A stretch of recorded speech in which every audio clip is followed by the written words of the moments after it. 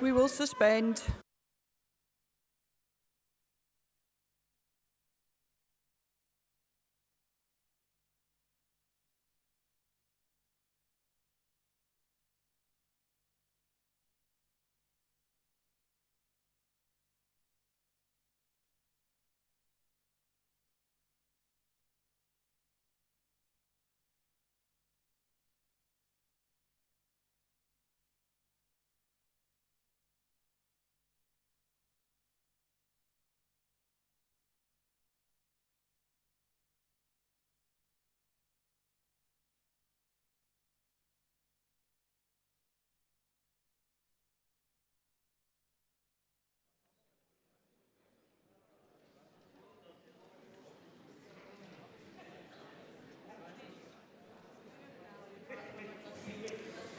We will resume, and I call Douglas Ross. Thank you very much, Presiding Officer.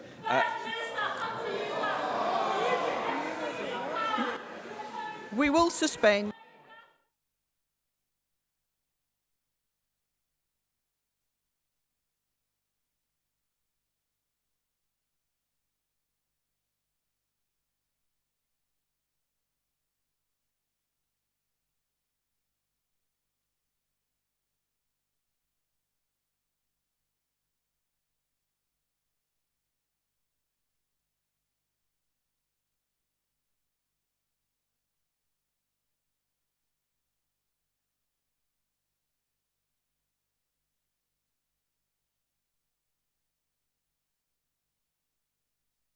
Regrettably, we are going to have to clear.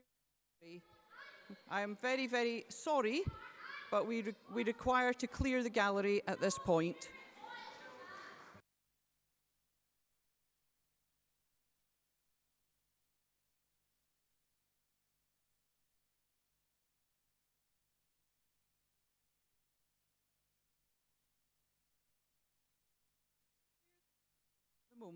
We will clear the gallery at the moment. There will be a suspension.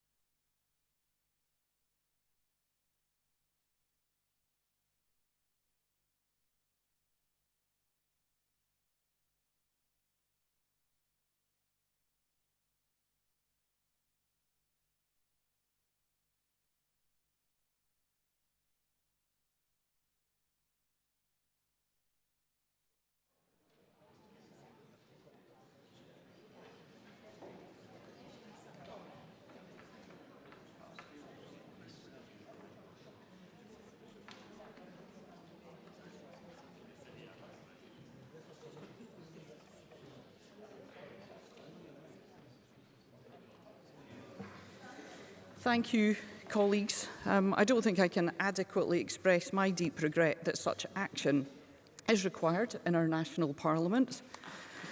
And, you know, I'm extremely sorry for the overwhelming majority of those who have travelled to the Parliament today to watch their elected representatives at work. I am pleased that we've been able to continue to accommodate our young people here. And while we continue to focus on a swift solution to this, we will see what we can do in terms of targeting any response. But for today, I think given that we'd had 5 disruptions, it's essential that we do all we can to protect the well-being and safety of those who expect to come to this Parliament and quietly watch the Parliament at its work. Now, a point, well, is it... it's very unusual that we take points of order during First Minister's questions. I will on this occasion, Mr Macmillan. Thank you very much, Presiding Officer. Presiding Officer, I absolutely agree with your comments and your sentiments. There are some young people remaining in the gallery, which I welcome. But there also are some young people, particularly a school from my constituency, who have travelled from Gourock to be here today, and they are now no longer in the public gallery. But there will be other young people who are out of the gallery. I would genuinely request that we can get all the young people back in, because they have done nothing wrong. Thank you.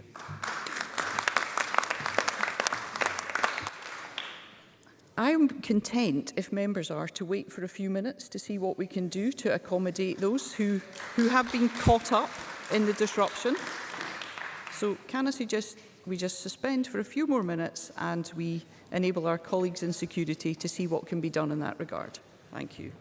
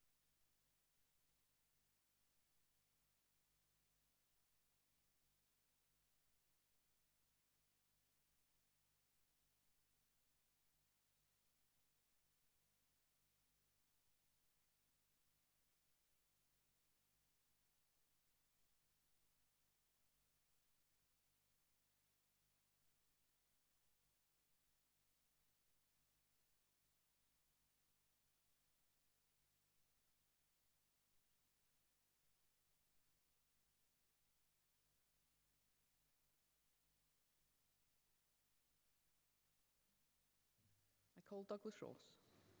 Thank you.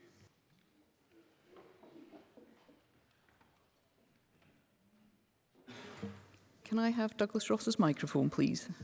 If they got into the mic system, I was just walking away. That was going to be it.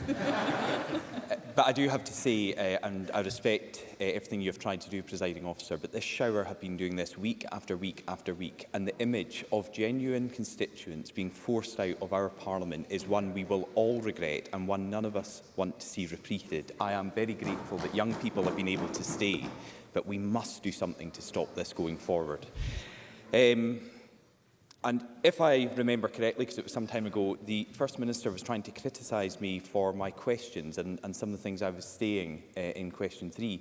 They were all direct quotes from his own party members, even some of his own MSPs. They were criticising his ability to turn around the economy. Humza Yousaf is leading a divided party that has got no confidence in his government's ability. And it's no wonder why. He's stuffed his cabinet full of his predecessors' lackeys, ministers with almost poor a track record in government as he has.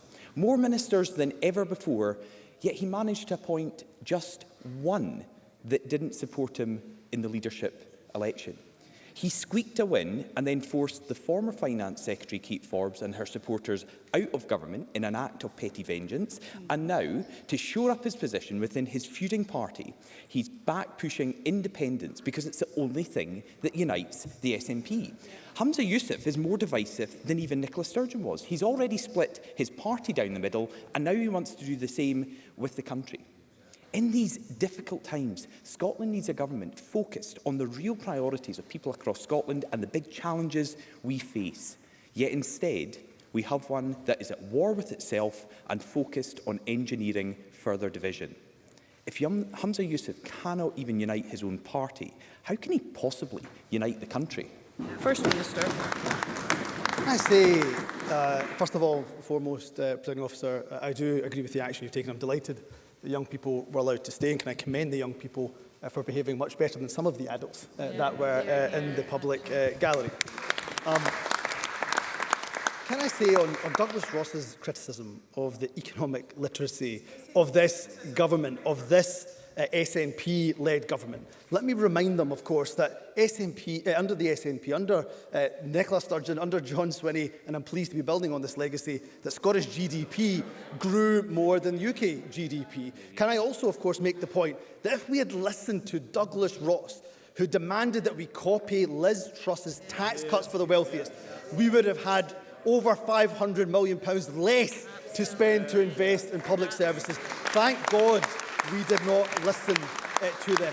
I am building upon a legacy where we have higher unemployment, lower unemployment, low economic inactivity. And as for division, they are a party, the Conservatives, that tore themselves apart over Brexit.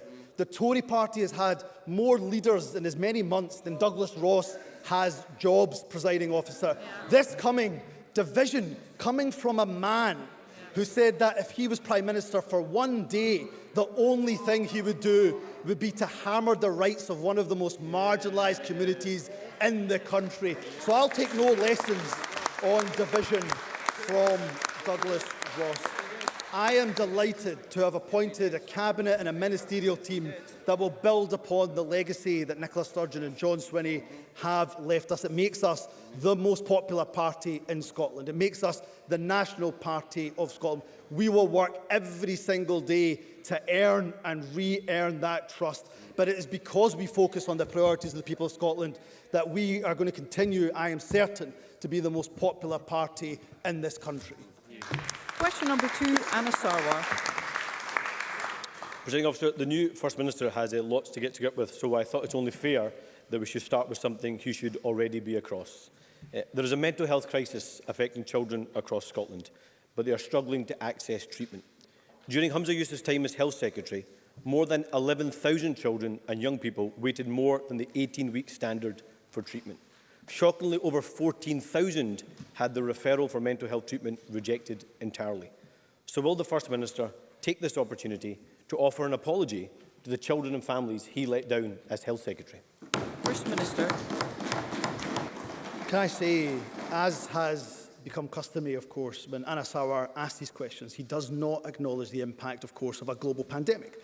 A global pandemic which has been the biggest shock of the NHS in its 74-year existence. Of course, anybody that has been let down, particularly our children and young people, I not only offer an apology, I offer deep regret for anybody that has had to wait longer. I would not want my loved one, I would not want my children, if they ever needed those services, to have to wait any longer than they should. But we are taking action on recovery. I am taking action on recovery. For example, when we look at CAMHS, when we look at the number of young people waiting to be seen for their mental health, the number of children starting treatment from CAMHS in the most recent quarter is the highest figure on record. The last 4 quarters, in fact, have seen each of the 4 highest figures on record for the number of children starting treatment for CAMHS. So I agree with Anna Sarwar. There are too many young people waiting too long, but this action the recovery that we have made, the recovery that will now be led, and I will of course lead that from government, but led by the Cabinet Secretary for NHS recovery, for the NHS and for social care. We will make sure that we continue to invest in that. Let me end by saying that it is because of our progressive taxation, presiding officer, that we are able to invest a record £19 billion in our health service, and I hope we continue to make improvements in relation to young people waiting for CAMs. Anna Sarwar. The First Minister can't use the pandemic for this excuse, because they've never met in 16 years their CAM standards. So no excuse of the pandemic on this one. Because incompetence has consequences. Behind these statistics are struggling children and heartbroken families. Here's just one example. 10-year-old Alan Gilbraith. He has been waiting for his mental health treatment to start the entire time Humza Yousaf was Health Secretary. And here's what Alan's dad Robert told us. He is really up and down. He will have days where you won't get a word out of him. We don't know what's happened unless something goes wrong. I feel like he's just been left. It doesn't matter what happens with him. There's been an array of cancelled appointments. We expected them to give Alan a diagnosis, maybe start treatment, something to help, but there's been nothing. All we get when we phone is that we're sorry. I cannot even begin to understand why Alan has gone from ready to start medication to the back of the queue, especially when it's a matter of mental health, and I really fear what further delay will mean for him. We just feel constantly let down. We are very aware of the pandemic, but there is just not an answer, all while my son and my family are suffering. Health Secretary Humza Yousaf failed this family. Why will First Minister Humza Yousaf be any different? First Minister. Can I say that, of course, on the individual case that Anna Sarwar references, I'm more than happy to receive the details and see if there's any way that we can assist Alan and, of course, assist his family as well.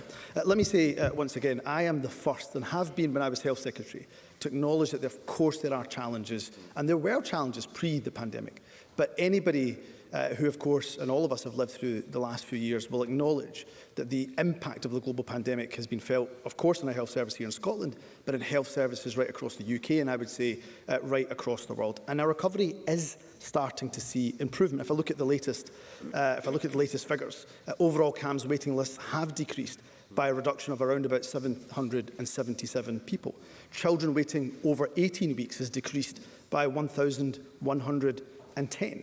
Children waiting over 52 weeks have decreased by 523. That's a 41.9% reduction. And the number of people recruited to CAMS at a record high under this government and under my tenure as Health Secretary. But all of that, I fully accept, will be cold comfort to Alan, Robert and their family. So I'm more than happy to look at this individual case, but we are on the road to recovery, not just on our health service, but on our mental health services too.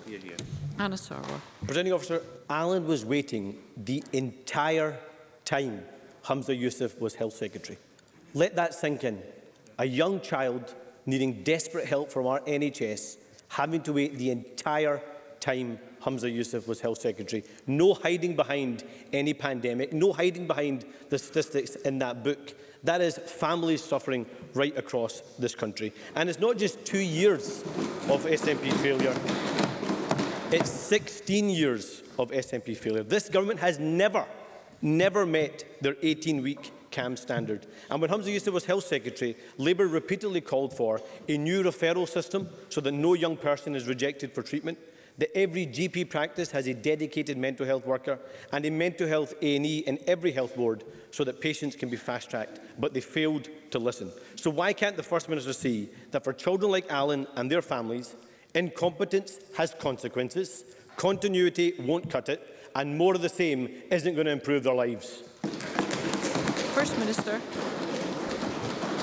Can I again say to Anna Sarwar that I am not suggesting and have never suggested that there weren't challenges pre-pandemic. Equally, I accept, and I hope he accepts, that the global pandemics and the impact of that have been significant, not just on our NHS, but of course on mental health services as well. We know that local authorities report that between January and June 2022, more than 38,000 young people and families access over 230 new and enhanced community-based mental health support. Now, why do I mention that?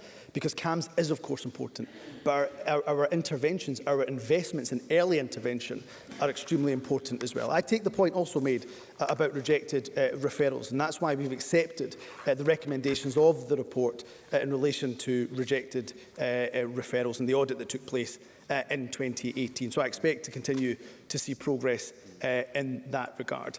When statistics covering Q1 of 2023 are released later this year in June, we're confident that a number of boards will have made significant progress in meeting the standard of 90% of young people seen by CAMHS. We know that health services right across the UK have been impacted by the global pandemic. What are we doing about it?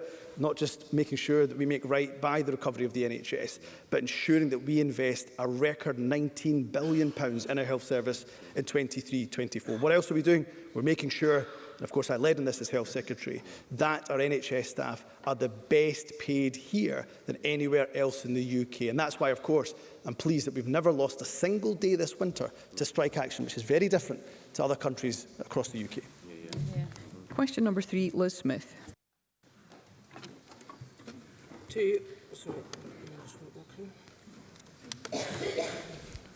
Can I have Liz Smith's microphone, please? To ask the First Minister, in light of last week's fiscal sustainability report published by the Scottish Fiscal Commission, what the economic priorities of the Scottish Government are. First Minister. The report highlights the impact of long-term change in demographics to our economy and public finances, but we're experiencing those challenges now as business and public services struggle to recruit and retain staff. There's simply no doubt that Brexit and the loss of freedom of movement has exacerbated these challenges. Scotland has distinct economic needs, so the UK Government must give us a formal role in deciding which occupations are on the shortage occupation list. The National Strategy for Economic Transformation sets out the actions we are taking.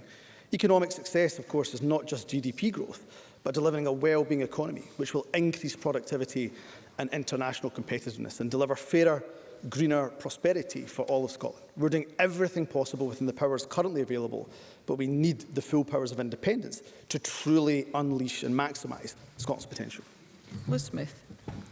First Minister, this report paints an extremely gloomy picture of the Scottish economy, most especially in terms of our weaker productivity, our demographic challenges, and in the words of the Scottish Fiscal Commission, the magnitude of the fiscal gap in the Scottish budget for the foreseeable future.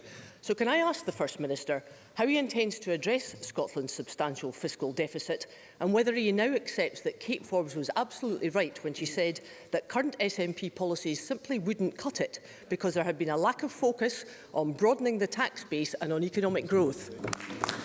First Minister. Tell you what, rejoining the EU would certainly help us in relation to undoing the damage that Brexit has done to businesses up and down the country.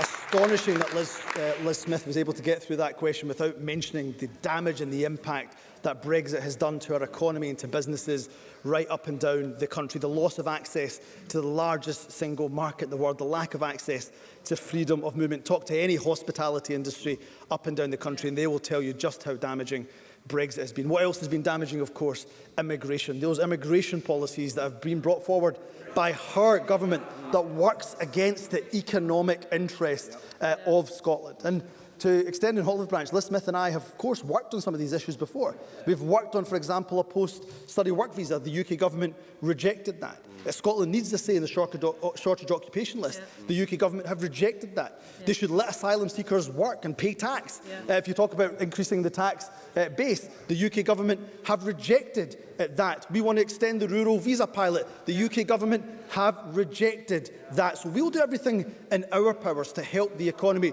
but we're doing it under the constraints of devolution, under the constraints of a Tory government that does not work for the economic interests of Scotland, and we will not be able to make the maximum use or unleash our full potential until we have the powers of a normal, independent nation. Kenneth Gibson. Thank you, Presiding Officer, and I welcome the First Minister to his post. The Fiscal Sustainability Report makes it starkly clear that without fundamental change, our public finances will be utterly unsustainable. While the bulk of the sustainability risk lies with the UK, public sector debt expected to rise to 267% of national income, Scotland, due to demographic change and increasing demand, will also have to reprioritise its spending. What steps will the First Minister take to address this direct challenge to our public finances and the crucial services they provide? First Minister. Well, I mean, Kenny Gibson gets it in a nutshell. We are relying on decisions made by the UK Government, and that will impact and inflict damage, as it has often done, to our businesses and to our economy. And let me just say, there does not have to be a choice between growing our tax base, our revenue base, and, of course, investing in the wellbeing economy. You can do both. Progressive taxation. You can have progressive taxation. I'm really pleased that we have a legacy of progressive taxation left us by John Swinney in his role as a former Finance Secretary. That means that we can invest in our economy, invest that extra £1 billion in our health service, invest in making sure that we have fair work. If we have fair work in that wellbeing economy, then of course that is to the interest not just of the people, but of the economy as well. But Kenny Gibson is absolutely right. So as long as the UK Government holds the majority of the financial levers in their hands, they will continue to hold this country back. Ross Greer. Thank you. Following the First Minister's very welcome comments in the Daily Record about the need to redistribute wealth more fairly, can I ask if he will meet with myself and representatives of the Scottish Trade Union Congress to discuss further opportunities for progressive financial reform?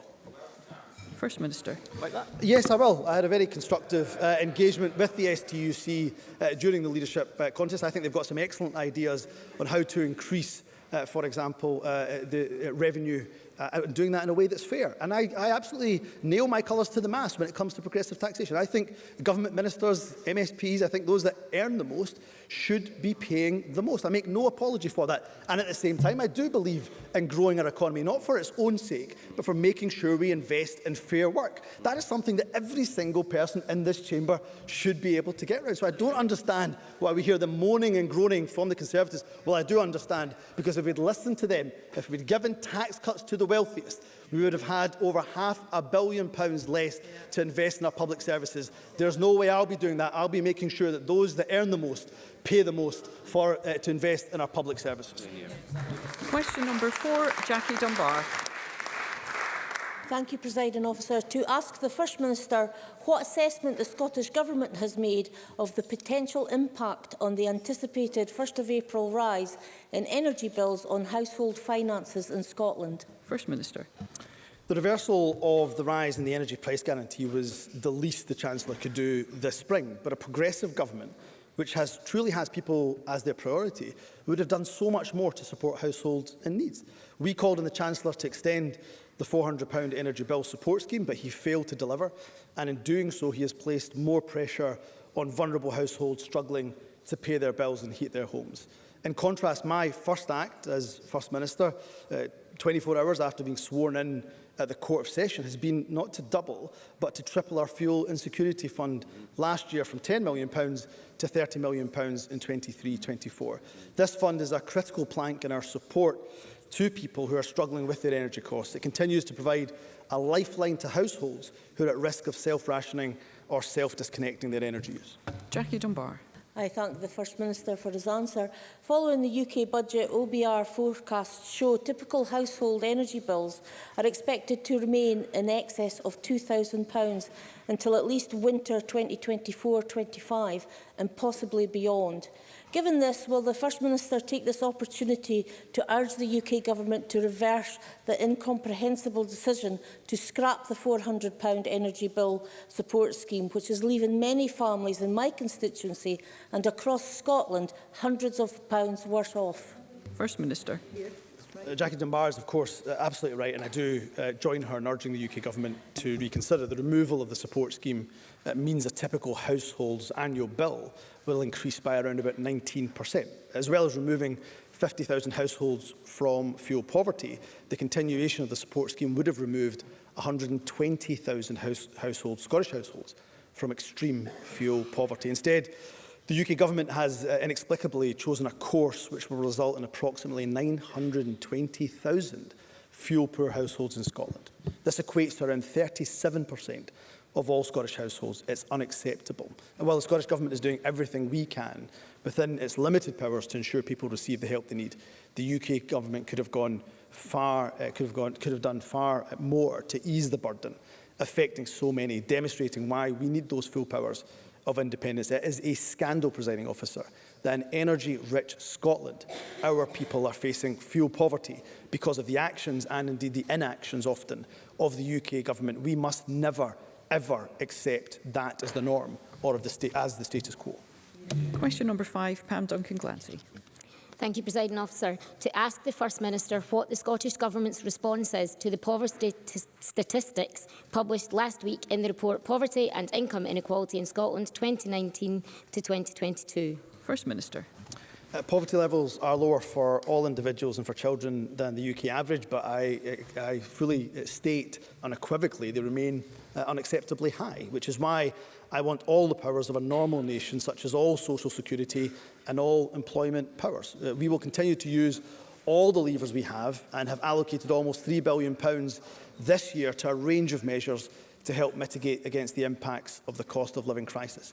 Our investment in the Scottish Child Payment, the most ambitious child poverty reduction measure in the UK, is estimated to lift 50,000 children out of relative poverty in 23-24.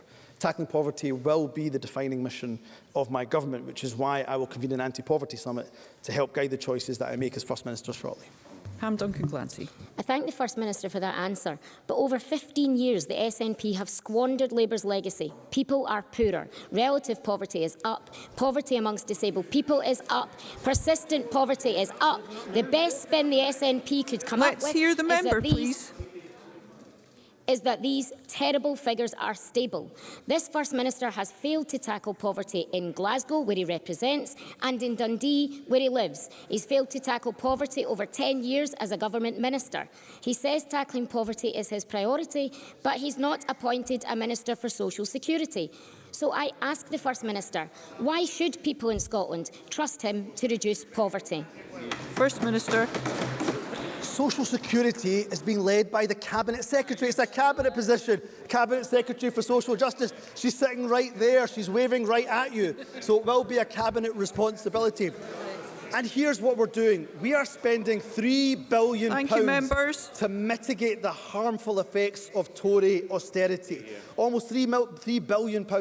That includes, of course, the game-changing Scottish Child Payment. We support families in a variety of ways, including free school meals, free bus travel for under-22s, free school meals for around 145,000 pupils. And we have made significant increases, as I've already mentioned, to our fuel insecurity, but also our food insecurity fund, as well as the Scottish Welfare Fund. And just to quote, if she doesn't believe me, just to quote John Dickey, known to members right across the chamber of the Child Poverty Action Group, when he said, and I quote, "There should be no doubt Nicola Sturgeon has made huge progress putting in place the building blocks needed to end child poverty." And it should be said the statistics that are being quoted and discussed here, of course, they are from before we increased the Scottish Child Payment. But let me say really clearly to Pam Duncan-Glancy, I didn't get into politics just to mitigate every time, that the UK Government brings forward harmful policies.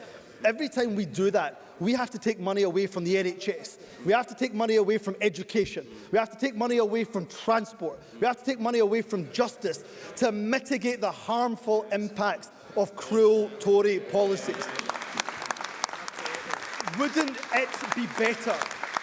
Wouldn't it be better to have the full powers over social security in our hands, the full powers over the finances, the full powers over employment, all in our hands, instead of being at the mercy of a UK Government? And that's the difference between Pam Duncan-Glancy and I. She wants to keep those powers in the hands of the Conservative Party. I want to make sure they're in our hands so we can unleash this country's potential.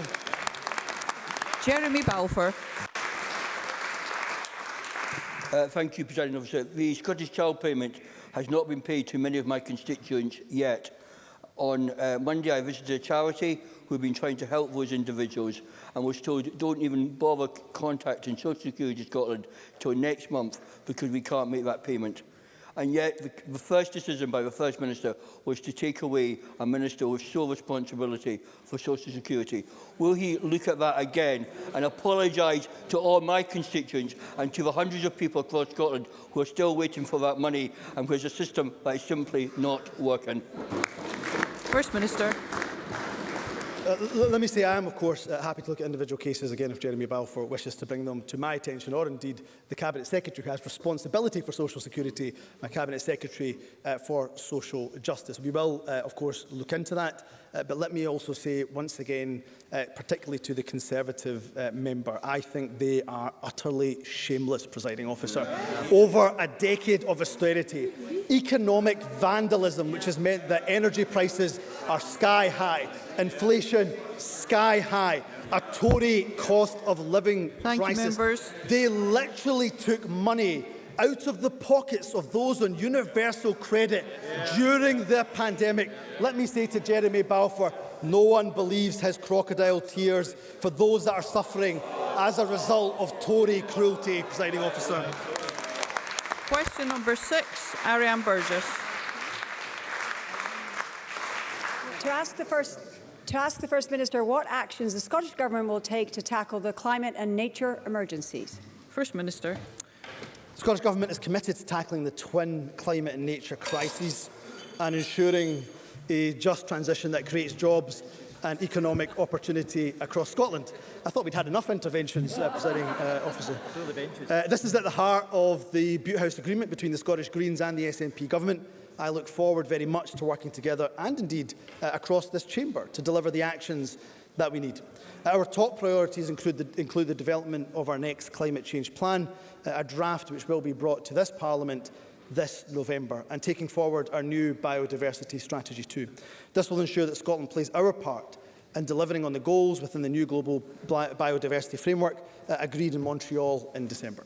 Ariane Burgess. I thank the First Minister for that answer. As the UN Secretary-General said last week, our world needs climate action on all fronts, everything, everywhere, all at once. That is the challenge for the new climate plan, and the Scottish Greens are committed to playing our part in ensuring we meet it. That is a climate plan which transforms transport, reshapes land use, radically shifts how we keep our homes warm, and reaps the reward of tens of thousands of green jobs in our new economy. Later today, the First Minister will set out his new Cabinet and ministerial team to Parliament. So can he outline how that new team is set up to deliver this greatest challenge, the climate challenge? First Minister.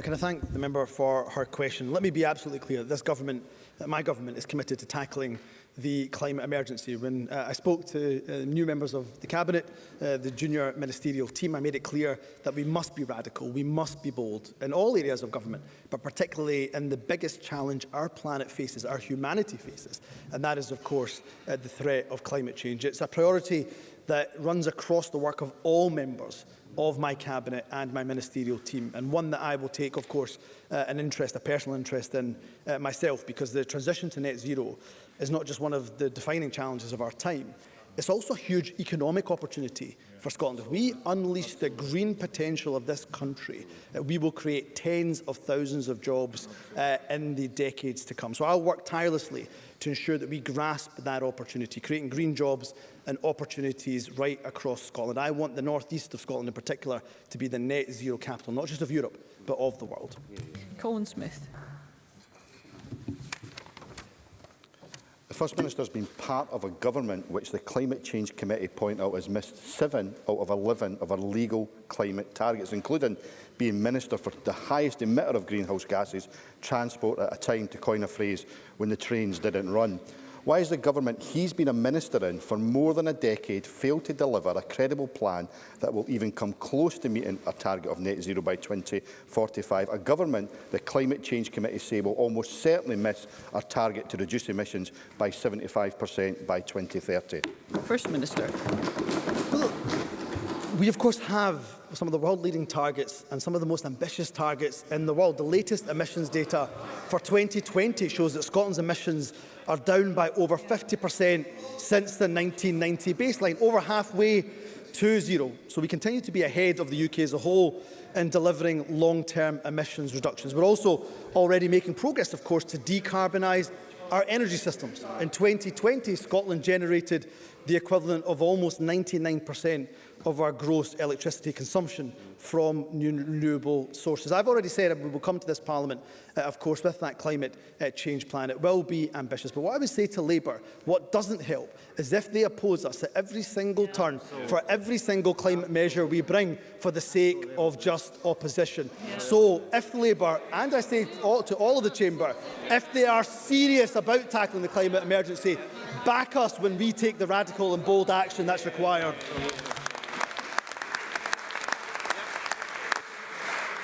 Thank you. We will move to general and constituency supplementaries, and I call CoCab Stewart.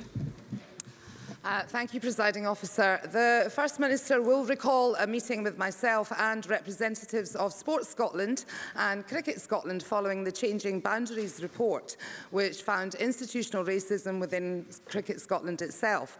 Despite being placed under special measures, the working group has made no meaningful progress to date. In fact, it's only met once in 7 months.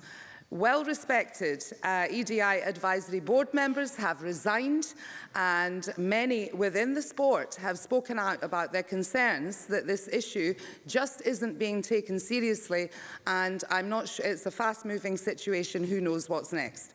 I'm sure the First Minister will agree with me that enough is enough, and polished PR from Cricket Scotland just won't cut it, and we need action. Will the First Minister commit to calling for an urgent meeting to meet with me, the Chair of Sports Scotland, Cricket Scotland, to discuss this woeful lack of progress and to find a constructive way forward? First Minister. I'm not sure why there was groaning from some benches to my left when such an important issue was being raised by CoCab Stewart. And can I pay credit to CoCab Stewart, but also can I importantly pay tribute to many of those cricket players, former and current, who put their head above the parapet to talk about racism, which is not an easy thing to do. They did that at much personal cost and much professional cost as well. And again, I don't understand why there was chuntering from the Conservative benches to what was a very important question indeed. We are clear that there's no place for racism, no place for discrimination in any kind of sport or indeed wider society. I've, of course, in my previous role, had many meetings, a number of meetings, I should say, with Sports Scotland and indeed with Cricket Scotland to discuss this very matter. My understanding is that there have been robust discussions between Sports Scotland and Cricket Scotland in the last week. They have reiterated that all options are being considered as they're held to account. The final decision on whether Cricket Scotland exits special measures will be dependent on all recommendations from the Changing the Boundaries report being met in absolute full. We'll continue to engage with Cricket Scotland, of course. I will ensure that the appropriate minister does meet with CoCab Stewart, and I'll make sure I also make time, because this is an issue that's very close to my heart, to meet with CoCab Stewart to discuss these issues further. Pam Gossel. Thank you, Presiding Officer. Last week we heard shocking allegations that Edinburgh University discouraged 2 students from reporting sex attacks to the police, with one student reportedly being told that the university would be unable to support her if she reported this incident to the police. Does the First Minister agree that survivors of sexual assault must fully be supported to report crimes against them?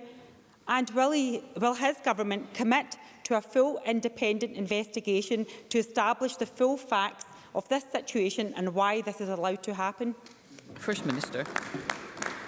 Well, of course, the university is independent of the Scottish Government, but can I say I absolutely agree with Pam Gossel. She has a strong track record of standing up for issues in this regard. I am very worried and, in fact, frankly, horrified by the situation as she articulates it. I accept I don't know the full detail of that, and perhaps after this session, if Pam Gossel feels she can furnish me my office with the full details of that. In a previous role, when I was Justice Secretary, I was often commending the excellent work that's been done by Emily's Test, by Fiona Drey and her family, and I hope that every university would sign up to the excellent initiative that is Emily's Test. So I will consider the actions that Pam Gossel has asked me to consider.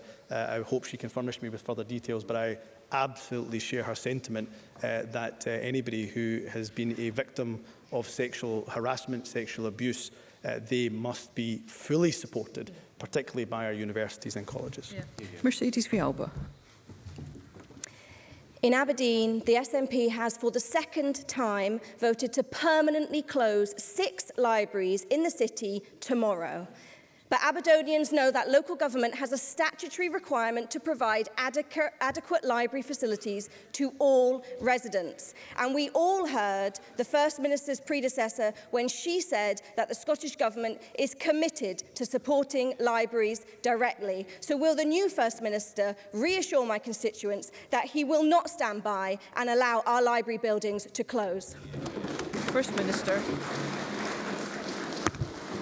Can I say that I agree with the sentiment of the member's questioner and the importance of our libraries. They're not just important for those who love books, of course they are important for that sake too, but they provide a number of important facilities, IT facilities, for example, for people that might not have access to broadband. They provide other services, like welfare services can often be provided. Many of us will hold our surgeries in local libraries as members of the Scottish Parliament. So I absolutely agree with the sentiment behind the member's question. We do place great importance on public libraries, believe that everyone should have access to those public libraries, but equally, of course, it is often the case that members across this chamber quite rightly believe, as I do, that decisions for the council, for a local authority, should be made by the local authorities. Aberdeen City Council's plan to close libraries will of course be extremely difficult for the library staff and the community. However, we recognise the financial challenges that local authorities are facing.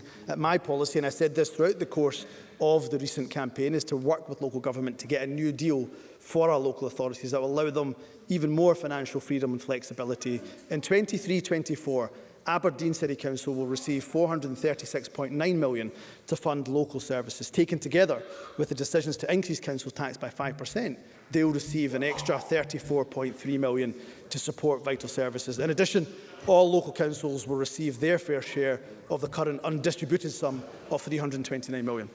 Fulton McGregor. Thank you, Presiding Officer. Can I take this opportunity to welcome the new First Minister to his seat? I know the First Minister will, like me, have taken great joy in watching Scotland's men team triumph over Spain at Hampden on Tuesday in a famous victory. He'll also be aware that, unlike fans in England and Wales, viewers here do not have access to watch the men's national team on a free-to-view TV. Can I therefore ask what, if any, engagement has taken place with broadcasting providers about showing these football matches on free-to-air TV?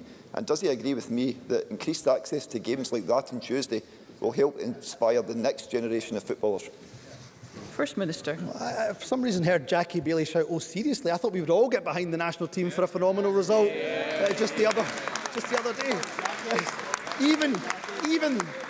Even the ray of sunshine that is Jackie Bailey must be able to get behind the Scottish football team. I noticed after that result there was some calls to put Steve Clarke in the cabinet, but I think he'll do an even better job currently where he is. Look, I couldn't be clearer. Fulton McGregor makes a really important point. I couldn't be clearer. Women and men's Scottish football international matches, both in the men's game and the women's game, should be part, for me, of the crown jewels of free-to-air sporting events. But sadly, of course, the UK Government, we know, have failed to act. We'll continue to press the UK Government to expand the listed events regime, but it would be far simpler, of course, as I've said already, if those powers rested in this Parliament. So we'll work with the Scottish FA to continue to make football more accessible to all across society. Fantastic performances like we saw on Tuesday night, not only to put a smile on the faces of the nation, but I hope what they can do is really inspire people of all ages, young and not so young, to get active and kick a ball around.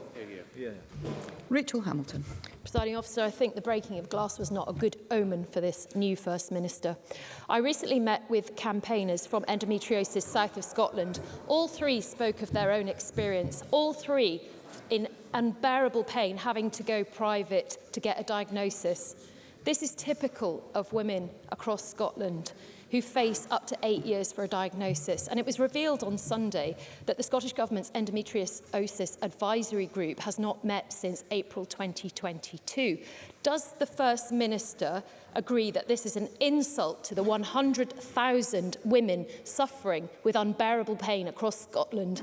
And will he commit to ensuring that this group meet? First Minister.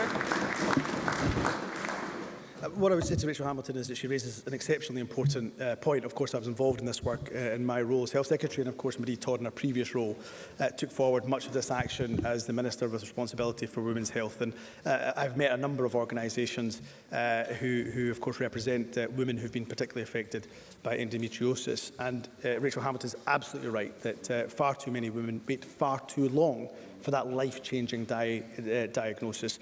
So we have the Women's Health Plan, of course, which is committed to taking forward some of this work. I will happily look at the meeting of the group, as Rachel Hamilton rightly highlights, and see what further progress we can make, and I'll write to the member with an update. And Martin Whitfield. I'm very grateful, Presiding Officer. The First Minister will be aware it's over 2 years now we've waited for the UNCRC bill to come back to this chamber to be remedied. During that time, there has been changing government narrative about why the UNCRC bill has not come back to this chamber. So, can the First Minister undertake that the bill will return to this chamber before summer recess? Or if he can't, will the government publish the correspondence and what is causing the hold-up between the Scottish Government and the UK Government? First Minister. I have to say once again, I don't disagree actually with the sentiment behind Martin Whitfield's really important question. We wanted to make sure those rights were incorporated into our legislation because we want to do the best by our children and by our young people. We know the action that the UK Government chose to take. So we are continuing to liaise with the UK Government. I will see what can be published in relation to those discussions, but as soon as we have some sort of agreement on the way forward, I will make sure that we make progress in this, because there's nothing more important than the rights of our young people. I say that as the father of 2 children myself. So I will absolutely look at his request to see what can be published, but I can give him an absolute promise. There is no shortage of intent, nor pace, nor urgency from the government that I lead. Thank you. That concludes First Minister's questions. I would just like to say at this point, colleagues, that I deeply regret that due to the completely unacceptable interruptions that we've experienced today, I'm unable to call any more members to put questions to the First Minister on matters of importance to the people that they represent. And I would like again to apologise to those visitors who travelled here in good faith, often at great inconvenience, to watch their representatives at work. Please rest assured that I will review and escalate measures as required to counter the actions of a small minority who seek to disrupt our work. And I have no doubt that all members share my determination that our democratically elected Parliament will continue to do its vital work on behalf of the people of Scotland. Thank you. There will be a brief pause before we move on to the next item.